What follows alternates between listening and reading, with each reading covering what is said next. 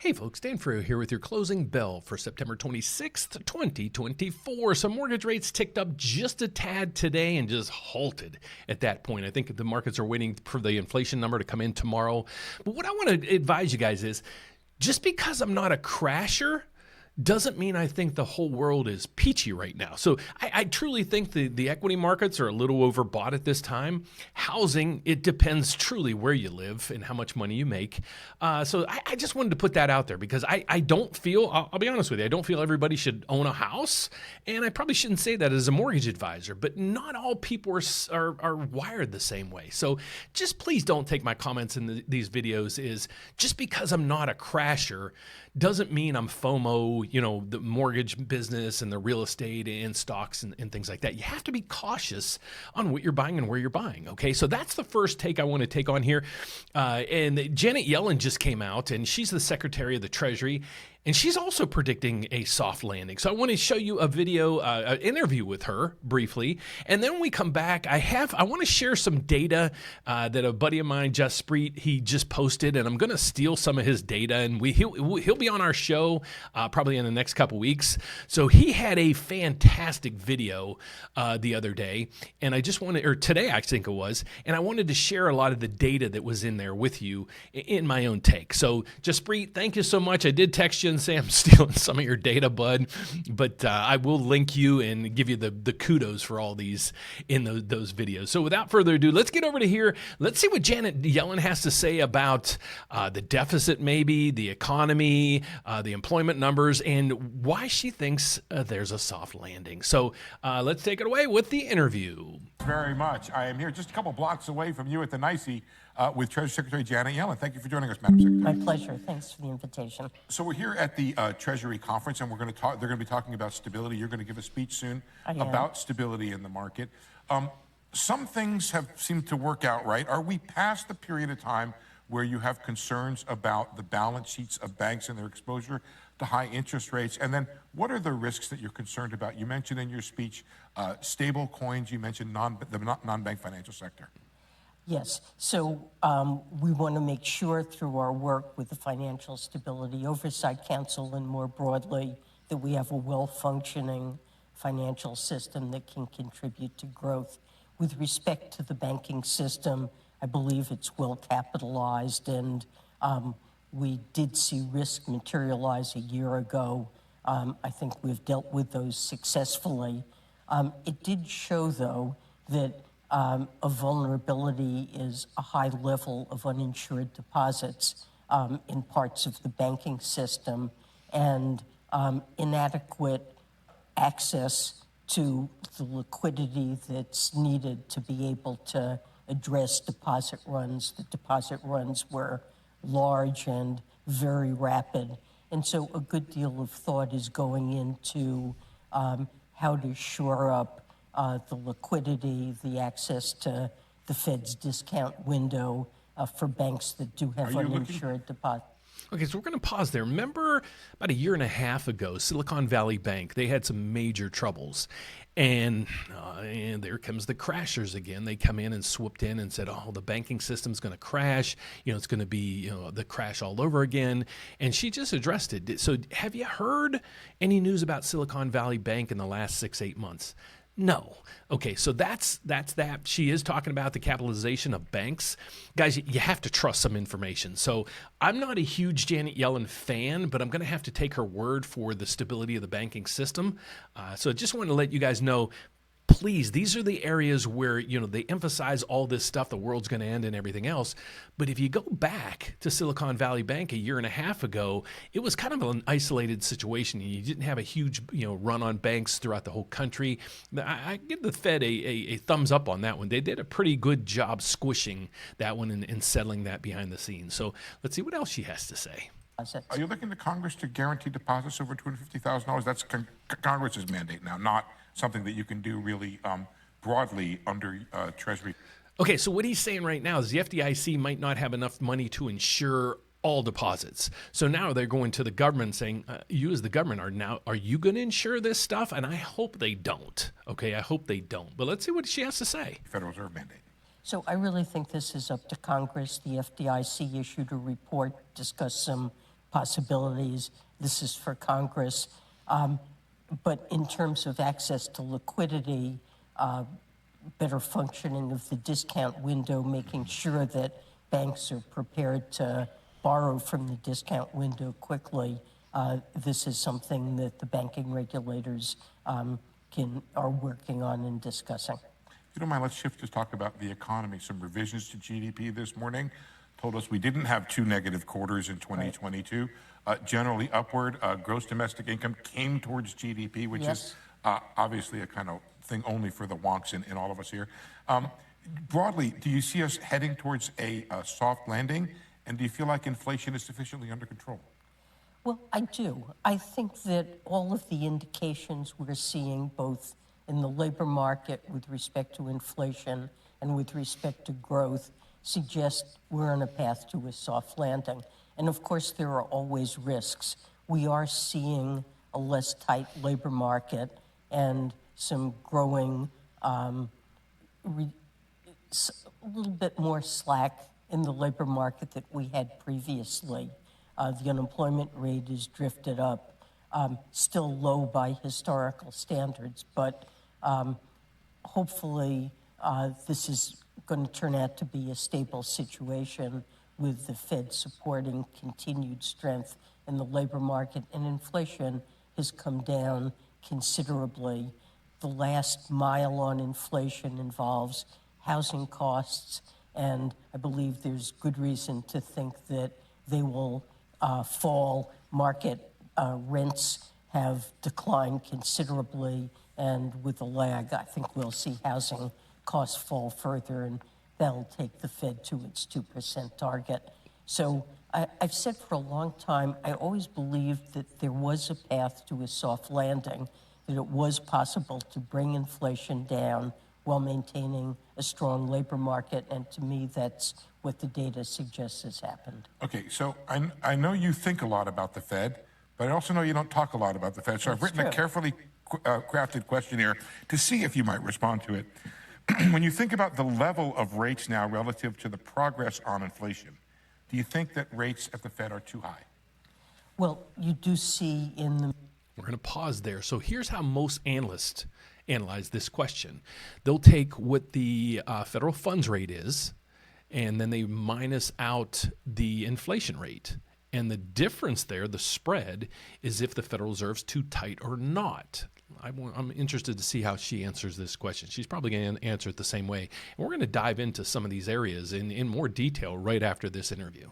The material in the comments of the chairman and in the projections of the members, an expectation that rates will come down more and that short rates are currently above neutral. And when you have an economy that's growing at potential, that's operating at full employment with inflation in the vicinity of the Fed's target, that suggests that a more neutral stance of policy is appropriate. So the Fed has had a policy of running a tight policy to bring inflation down. We've seen considerable progress on that front. And yes, I believe over time, if we stay on that path, that rates will decline toward neutral. Do you have an opinion about the pace at which they ought to get there? That's getting into details that clearly it's up to the Fed to decide that. You talked about potential growth, and there's something that has been troubling to many market observers, which is that we're at or above potential. We're at or near many estimates of full employment, yet we're running these very large deficits. Can you explain why that is and how the administration justifies these large deficits with the economy doing as well as it seems to be doing? Well, I think the metric we should be looking at is to decide on the sustainability of fiscal policy is real net interest costs as a share of GDP. And historically, that's been under 2%. It is under 2%. Over time, if we don't do further deficit reduction, it would be likely to drift up. So I think looking forward, it will be necessary to get deficits down. And to do some deficit reduction in order to keep the interest costs manageable. The president. So what you have to be conscious of is all the free giveaways. Each presidential candidate is out there saying, we're going to cut this and give this away and cut that and give this away and cut that. How's that going to cut the deficit? That's my biggest concern at this point. That's what I'm going to say. Let's see how she continues. My apologies. President Biden and Vice President Harris presented a fiscal 2025 budget that has considerable deficit reduction. I get that, and something like $3 trillion over the next 10 years. I've seen that, but if you can't get the revenue, isn't it prudent not to do the spending? Well, I think it's important to be on a fiscally sustainable course.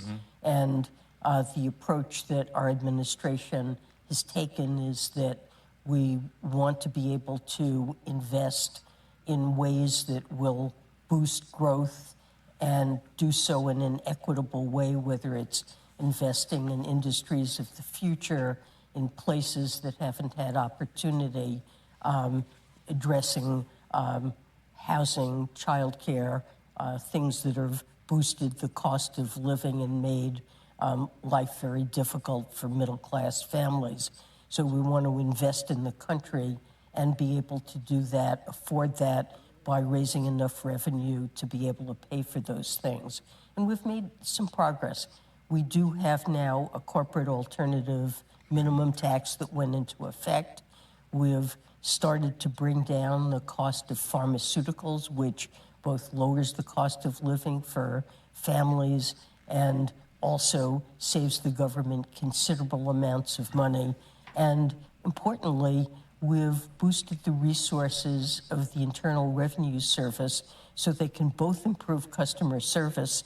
And I think anybody who's dealt with the IRS over the last year or two can see that, but also begin to close the tax gap, which is the enormous gap between the revenues that are being collected and what was estimated to be due. All of that said, Madam Secretary, do you regret over the course of the pandemic and its aftermath, given what happened to inflation, not having reduced spending so that you weren't adding to that inflation?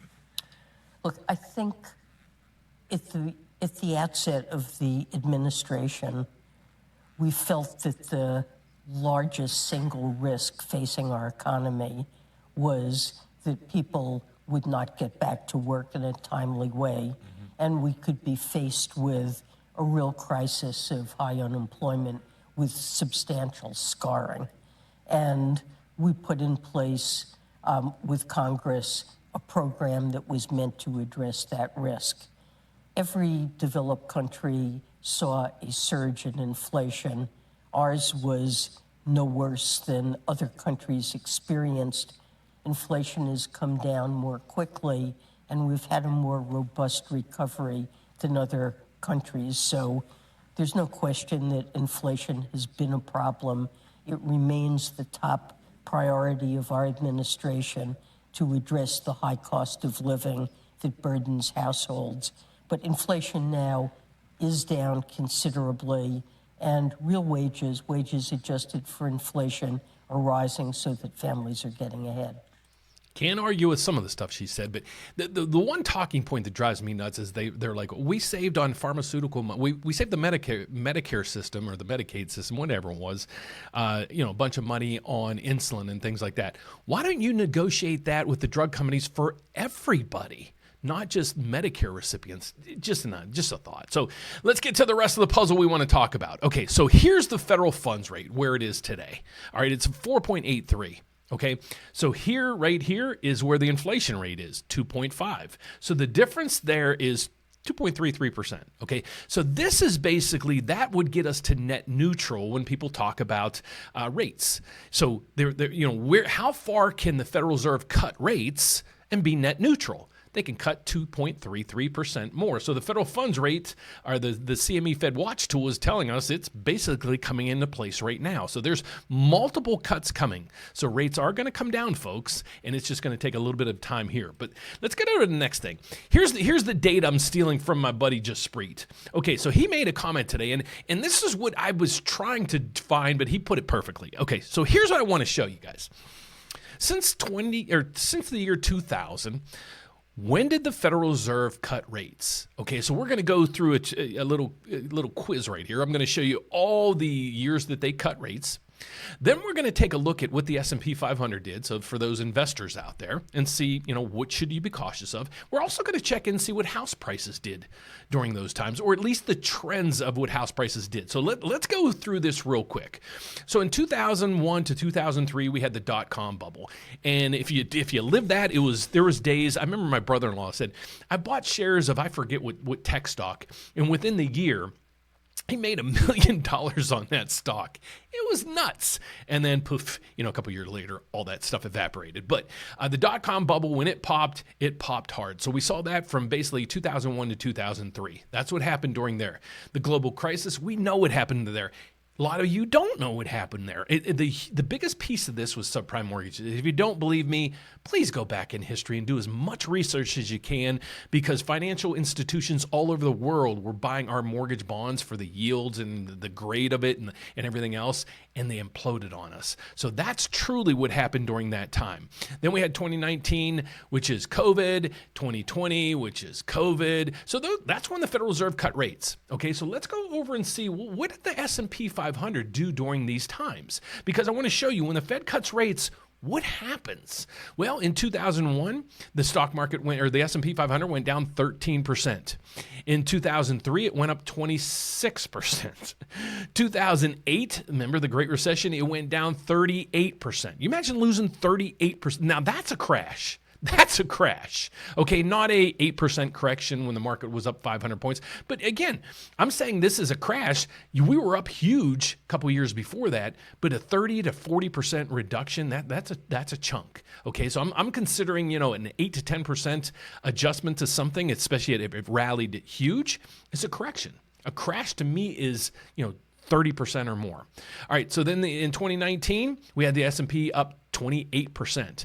2020, we saw it up 16%. Let's go over to house prices.